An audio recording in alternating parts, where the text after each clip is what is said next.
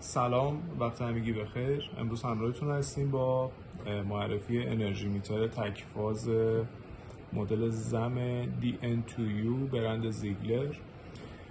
این مدل انرژی میتر به صورت مستقیم توی مدار قدرت قرار میگیره بدون نیاز به ترانس جریان خارجی. قابلیت اندازه‌گیری جریان تا 100 آمپر رو به صورت مستقیم داره. پارامترهای اصلی سیستم مثل ولتاژ، جریان، فرکانس، پاور فاکتور، توانهای شما، توان اکتیو، راکتیو، ظاهری، انرژی اکتیو، انرژی راکتیو و انرژی ظاهری رو اندازه‌گیری میکنه. علاوه بر اونها میتونه پارامترهایی مثل دیماند برای توانها و انرژی رو داشته باشه.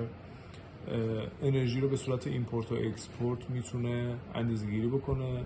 اگر شما سر راه یه موتور الکتریکی بذارینش، اینکه موتورتون رو حالت موتوری داره کار میکنه یا رو حالت ژنراتوری رفته، عملکرد داره و اندازه‌گیری انجام میده براتون. این مدل ها خروجی مودباس دارند. شما میتونید باد ریت، پریتی و استاپ بیتش رو تنظیم بکنید متناسب با سیستم DCS تون. دو تا ورودی دیجیتال داره. شما میتونید برای اندازه‌گیری در واقع تعرفه، برای اندازه‌گیری اون شمارش و پالس های ورودی یا برای تغییر تعرفه اندازه‌گیری انرژیش ازش استفاده بکنید.